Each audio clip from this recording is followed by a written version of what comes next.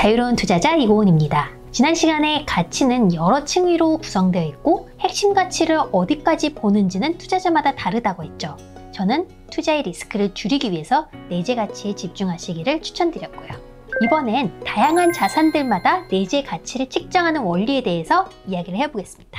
자산의 가격과 가치를 댐과 저수지의 비유로 하면 우리는 댐 앞에 서 있으면서 눈대중으로 그나마 할 수 있는 건 댐의 높이를 측정해 보는 거죠. 하지만 댐의 존재 이유는 댐 뒤에 있는 저수지가 품고 있는 물의 양입니다. 물의 양이 자산의 가치이죠. 댐 뒤를 우리가 볼 수는 없어요. 하지만 댐 뒤에 있는 물의 양, 즉 자산의 가치가 대충이라도 얼마인지를 측정해야 우리가 자산의 가격과 비교해 볼 수가 있을 겁니다. 지난 시간에 가치와 가격은 사실 단위는 다르지만 비교하기 위해서 법정 화폐라는 같은 단위로 표현하는데 굉장히 불완전하다는 말씀을 드렸습니다. 댐의 높이는 미터로 표현하는 1차원의 숫자잖아요. 그런데 물의 양은 부피의 개념이기 때문에 미터가 아니라 미터의 세제곱, 즉 3차원입니다. 이처럼 가격과 가치는 말 그대로 차원이 달라요. 하지만 우리가 단위를 통일해야 가격과 가치를 비교할 수 있기 때문에 물의 양을 대변하는 값으로 물의 높이를 사용할 수 있습니다. 물의 양을 사실 측정하는 게 맞지만 너무 어렵기도 하고 물의 양과 그 지형에 따라 물의 높이가 결정되기 때문에 물의 높이는 물의 양을 어느 정도 대표해 주죠. 그래서 좀 더 쉽게 하기 위해 물의 양이 아니라 물의 높이로 가치를 한번 측정해 볼게요. 물의 높이를 결정하는 요인은 세 가지겠죠. 첫째, 기존에 있던 물의 양, 그리고 거기서 나오는 물의 양, 마지막으로 들어가는 물의 양. 이 요인들을 이용해서 내재 가치를 측정하는 원리에 대해 이야기해 보겠습니다. 먼저 물의 흐름이 있는 경우와 없는 경우가 있겠죠.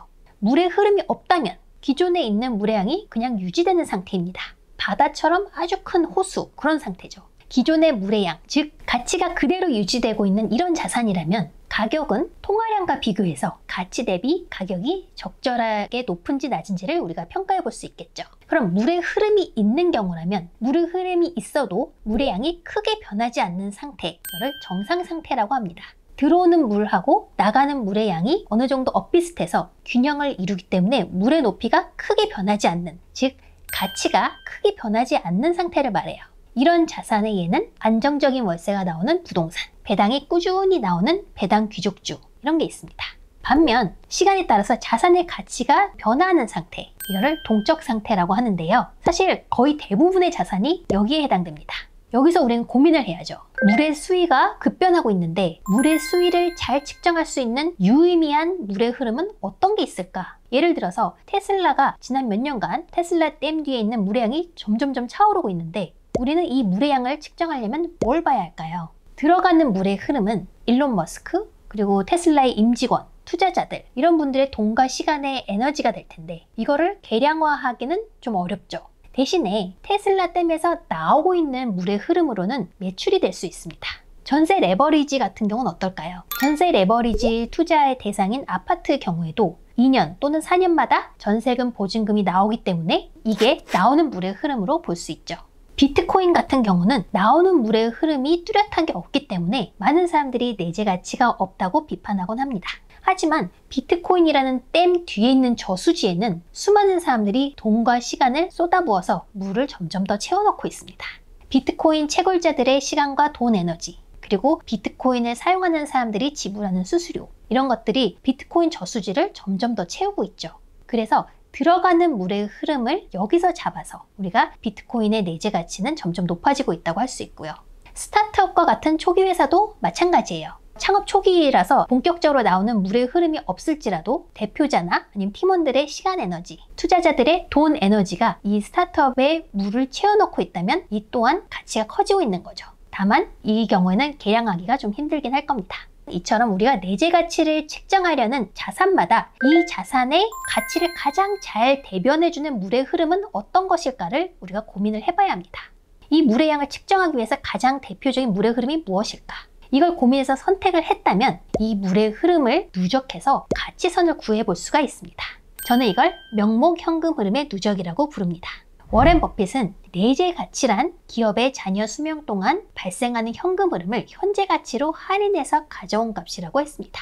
이 자산이 앞으로 가져올 미래 현금 흐름을 할인해서 더해주면 내재 가치를 구할 수 있다고 보는 거죠. 이 방법을 현금흐름 할인법, DCF라고 부르는데 가장 일반적으로 많이 쓰이는 가치평가 방법 중 하나입니다. 이 DCF 수식을 보시면 크게 3가지 변수로 이루어져 있어요. 미래 현금흐름, 할인율, 그리고 잔여 수명.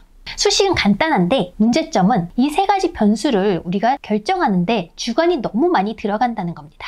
미래 현금흐름, 우리가 이걸 정확하게 예측할 수 있을까요? 할인율은 또 어떤 거 써야 될까요? 그래서 저는 여기서 생각을 바꿔서 꼭 미래의 현금 흐름을 써야 할까? 라고 생각을 했습니다. 현재 가치를 구하기 위해서 미래의 현금 흐름을 할인해서 가져온다면 거꾸로 말하면 이 자산이 과거에 창출한 현금 흐름들을 현재 가치로 가져와도 비슷하겠죠. 과거에 창출한 현금 흐름들은 이미 팩트이기 때문에 우리가 잘못 추정할 염려도 없고요. 그렇다면 현재 가치로 가져오기 위해서 과거의 현금 흐름들을 어떤 할인율을 써서 가져올까요? 정확히 말하면 할증률이겠지만 저는 여기서 할인율을 적용하지 않았습니다. 할인율을 0으로 놓은 거예요. 그러면 DCF 수식은 이렇게 됩니다. 충분한 기간 동안에 과거 현금 흐름 시계열 자료를 구할 수 있으면 그 현금 흐름을 그냥 다 더해주는 거예요. 현금 흐름에 할인율을 적용하지 않았기 때문에 이것은 명목 현금 흐름의 누적이 됩니다. 할인율을 0으로 놓는 이유는 우리가 정확한 할인율을 결정하기 어렵기도 하고 또 과거의 현금 흐름들을 굉장히 보수적으로 평가하기 위해서입니다.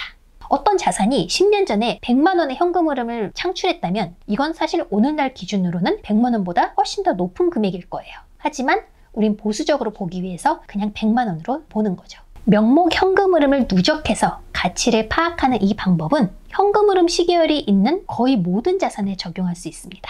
현금 흐름 시계열이 길면 길수록 그리고 현금 흐름의 행태가 크게 바뀌지 않는, 그러니까 가치가 크게 변하지 않는 자산이라면 굉장히 잘 맞겠죠. 대표적인 자산이 미국의 배당 귀족주입니다. 최소 25년 이상 배당을 전년도 대비 더 올려준 주식을 배당 귀족주라고 부릅니다. 이들처럼 수십 년 동안의 현금 흐름 시계열 데이터가 있고 또 현금 흐름의 행태가 꾸준히 증가한다면 그리고 앞으로의 배당 정책이 크게 바뀌지 않는다고 가정하면 이 방법이 굉장히 잘 맞아요.